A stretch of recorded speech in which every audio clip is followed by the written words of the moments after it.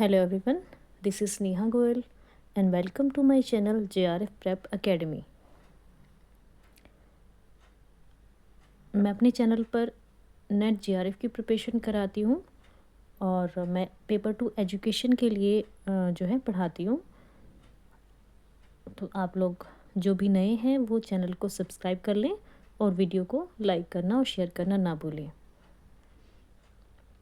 पहले भी कई वीडियोस मेरे चैनल पर अवेलेबल हैं तो आप उनको भी देख सकते हैं। तो बढ़ते हैं, आज अपने कुछ मैं क्वेश्चंस करा रही हूँ पेपर 2 एजुकेशन की यूनिट 1 के जो मोस्ट इम्पोर्टेंट क्वेश्चंस हैं और जो PYQs मैं कहूँगी कि लेकर के आई हूँ, क्योंकि इस टाइम पे जो है पेपर बहुत ज़्यादा नज़दीक है और जितना ज़्यादा क्वेश्चन प्रैक्टिस आप इस समय में करेंगे उतना ही अच्छा एक्सपीरियंस रहेगा आपको पेपर का अटेम्प्ट करने का।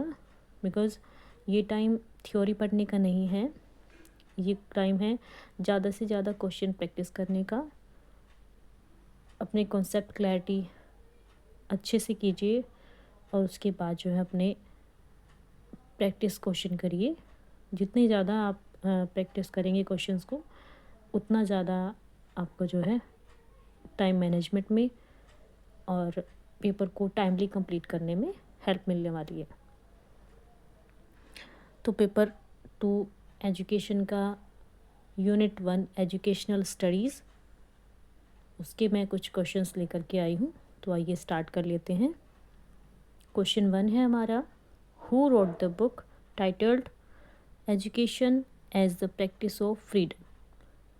हमारे ऑप्शंस हैं, option A Pestalozzi, option B Paulo Freire, option C Wollstonecraft and option D Nel knotting.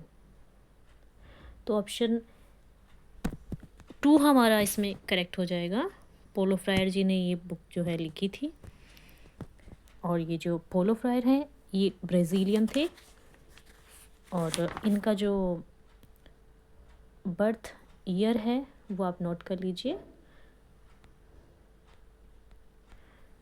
एक एक्स्ट्रा इन्फॉर्मेशन जो है मैं कहूँगी आपको, पोलो फ्रायर जी का जो बर्थ ईयर था वो 1921 था और इनकी जो डेथ हुई थी वो 1997 में हुई थी। तो ये कई बार एग्ज़ाम में जो है पूछा गया है, तो आप इसको नोट कर लीजिएगा।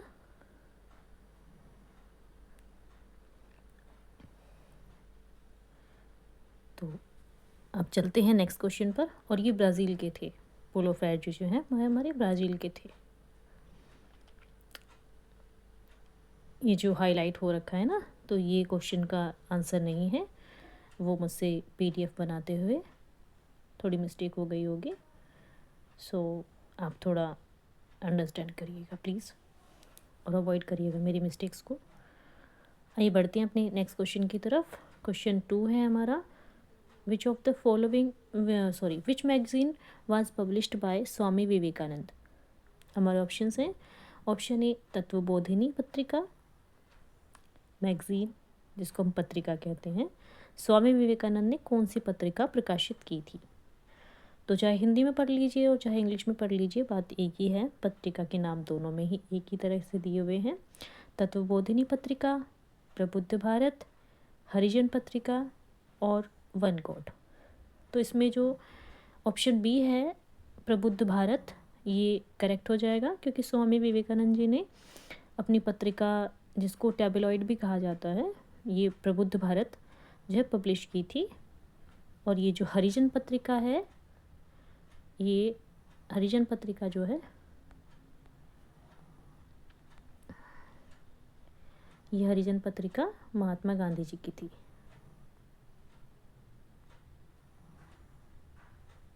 महात्मा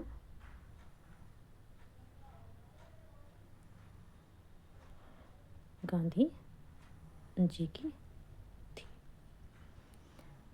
ओके,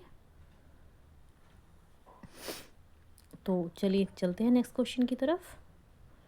क्वेश्चन नंबर 3 है हमारा, इन which year was Satyashodhak Samaj founded by Jyotirao Phule. Jyotirao Phule ji जो थे वो सत्यशोधक समाज की स्थापना करने वाले थे। और ये ज्योतिराव फूले जी हमारे जो इंडियन थिंकर्स दिए गए हैं उनमें सावित्रीबाई फूले जी जो थी उनके हस्बैंड ज्योतिराव जी थे। तो इन्होंने सावित्री जी के साथ मिलकर के काफ़ी अच्छे काम किए हमारी मेनली वीमेंस के लिए, मेनली SC ST कास्ट्स के लिए। और जो है इन्हीं कास्ट के लिए काफ़ी हद तक इन्होंने काम किया। और इन्होंने सत्यशोधक समाज की जो है स्थापना की थी। इसको ट्रूथ सीकर सोसाइटी भी कई बार पूछ लिया जाता है, तो आप जो है थोड़ा इसके बारे में थोड़ा पढ़ के जाना। और इसका जो ऑप्शन बी है 1873 इसका करेक्ट आंसर हो जाएगा, बिकॉज़ ज्योतिराव जी ने पुणे महाराष्ट्र में जो है इसकी स्थापना की थी, ट्रूथ सीकर सोसाइटी यानी कि सत्यशोधक समाज की। और ये ज्योतिराव जी जो हैं सावित्रीबाई फूले जी के हस्बैंड थे। ये देखिए उत्तर बी जो है हमारा करेक्ट हो जाएगा 1873। और इसको जो है आप अगर लिखना चाहें तो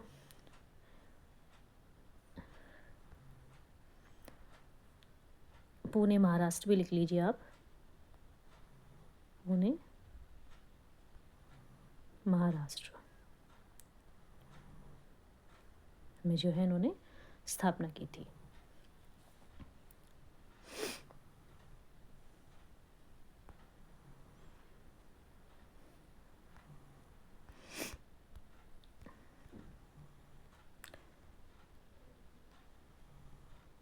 देखिए आगे क्वेश्चन, हाँ, what was the original name of Swami Vivekananda? तो हमारे ऑप्शंस हैं नरेंद्रनाथ दत्त, सिद्धार्थ, गौतम और रामकृष्ण दत्ता। स्वामी विवेकानंद जी का मूल नाम क्या था? Option A Narendranath Dutt, option B Siddhartha, option C Gautam और ऑप्शन डी रामकृष्ण दत्त। तो स्वामी विवेकानंद जी का जो मूल नाम था नरेंद्रनाथ दत्त था। और आइए स्वामी जी के बारे में भी थोड़ा सा हम पढ़ लेते हैं शॉर्ट में। तो स्वामी जी जो हैं 1863 में बॉर्न हुए थे और इनका जन्म जो है कलकत्ता में हुआ था। और इनका जो मूल नाम है वो क्वेश्चन में बताया ही गया है, नरेंद्रनाथ दत्त जो है इनका नाम था।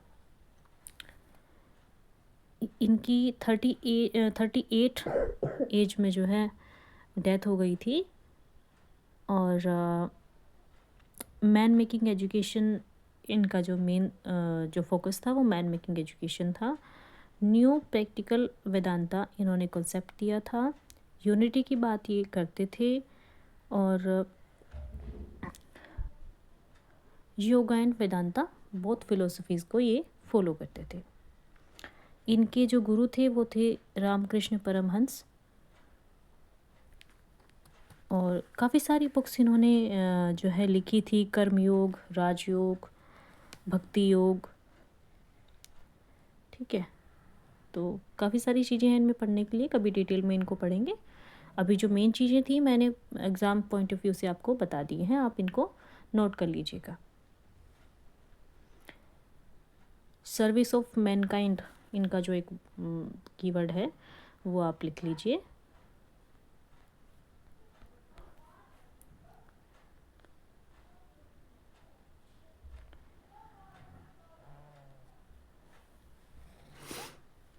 सर्विस ऑफ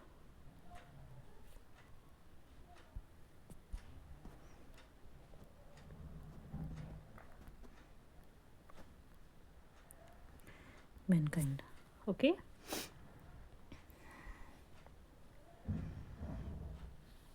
चलिए चलते हैं नेक्स्ट क्वेश्चन की तरफ। Who was the supporter of naturalism philosophy? प्रकृतिवादी दर्शन के समर्थक कौन थे? तो ऑप्शन ए है Plato, option B John Dewey, option C J Rousseau या जीन जैक रूसो और ऑप्शन डी फ्रॉबेल। तो ऑप्शन सी इसमें जो है करेक्ट हो जाएगा। Option C Jean Jacques Rousseau ji जो है नेचुरलिज्म को नेचुरलिज्म फिलोसफी को जो है मानने वाले थे, उसके समर्थक थे। ठीक है, तो इसका ऑप्शन सी हमारा करेक्ट हो जाएगा। चलते हैं नेक्स्ट क्वेश्चन की तरफ। Sorry, what is the main objective of Marxism? मार्क्सवाद का प्रमुख उद्देश्य क्या है या क्या था? Option A dictatorship, option B stateless society, option C to establish strong centre और option D protection of weaker sections. Question को हिंदी में मैं पढ़ना चाहूँगी क्योंकि इसके ऑप्शंस थोड़े अजीब हैं। तो मार्क्सवाद का जो मुख्य उद्देश्य था उसके विकल्प हैं तानाशाही, राज्यविहीन समाज, मजबूत केंद्र स्थापना करना और कमज़ोर वर्गों की सुरक्षा। तो इसमें ऑप्शन बी हमारा करेक्ट हो जाना चाहिए। हाँ जी, ऑप्शन बी इसका करेक्ट है, राज्यविहीन समाज यानी कि स्टेटलेस सोसाइटी। महात्मा गांधी जी ने जो कहा था वो था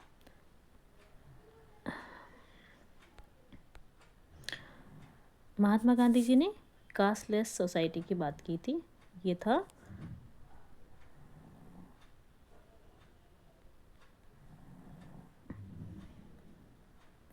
मार्क्सिज्म का था ये, और गांधी जी ने कहा था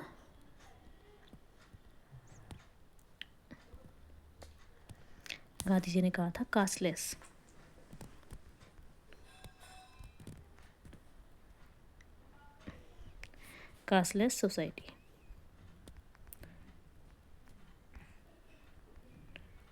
ओके, थोड़ा राइटिंग अवॉइड करना। ठीक है, तो ये थोड़ा सिमिलर माना जाता है इन फिलोसफीज़ को जब पढ़ने की बात आती है तो। लेकिन स्टेटलेस सोसाइटी जो है मार्क्सिज्म के अकॉर्डिंग था, और ये जो गांधी जी हैं इन्होंने कास्टलेस सोसाइटी की बात की थी। चलिए बढ़ते हैं नेक्स्ट क्वेश्चन की तरफ।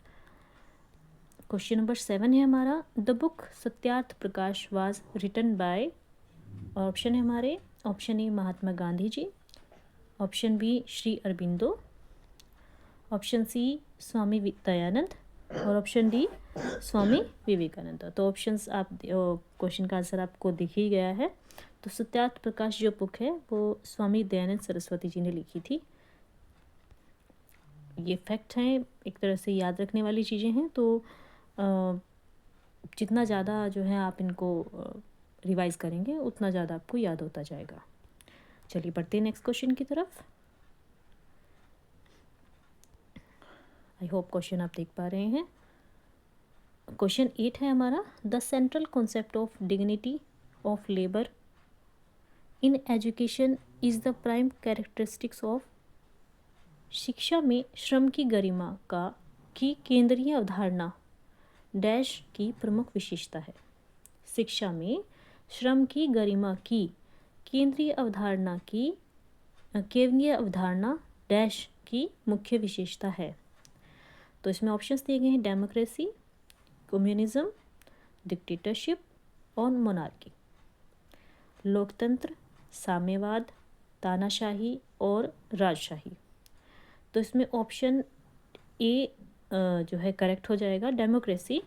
हाँ जी, ऑप्शन ए जो है लोकतंत्र जो है इसमें करेक्ट हो जाएगा। The central concept of dignity of labour in education is the prime characteristic of democracy. और ये जो क्वेश्चन है ये जो है मार्क्सिज्म से जो है पूछा गया है। ठीक है, मार्क्सिज्म फिलोसफी से जो है उठाया गया ये क्वेश्चन, तो आप लोग देख लेना इसको। ठीक है, आइए चलते हैं क्वेश्चन नंबर 9 की तरफ। तो पूछा गया है इसमें, Gandhi ji believes in the absolute oneness of. Gandhi ji पूर्ण एकता में विश्वास करते थे। वो किसकी पूर्ण एकता में विश्वास करते थे? जैसे कि ऑप्शन हमारे दिए गए हैं, कल्चर, गॉड, वर्ल्ड और कंट्री। किसकी पूर्ण एकता में विश्वास जो है गांधी जी करते थे?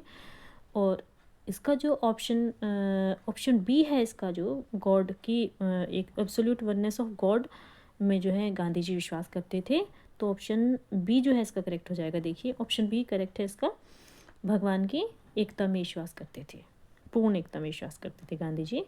बढ़ते हैं हमारे last but not the least question की तरफ। क्वेश्चन 10 है हमारा, according to dash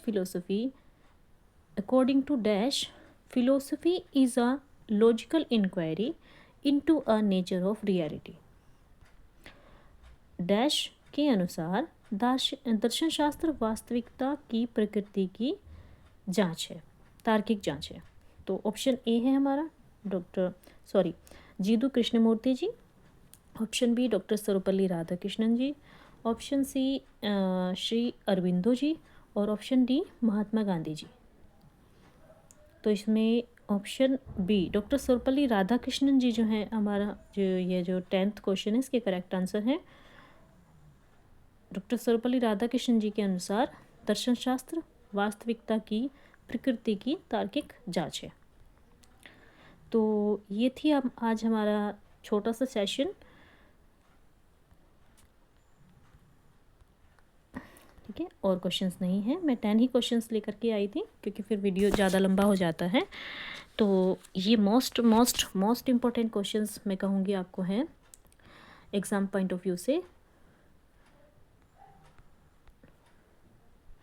exam point of view से ये मोस्ट इम्पॉर्टेंट क्वेश्चंस हैं।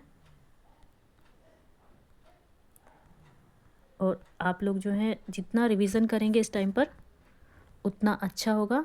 जितना क्वेश्चन प्रैक्टिस करना है करिए, जितने मॉक टेस्ट लगाना है लगाइए। ठीक है,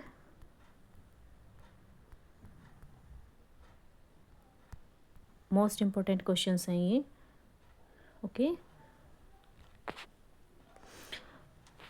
ये जो क्वेश्चंस हैं ये PYQs थे और ये बहुत बार पूछे गए हैं, घुमा फिरा करके पूछा गया है।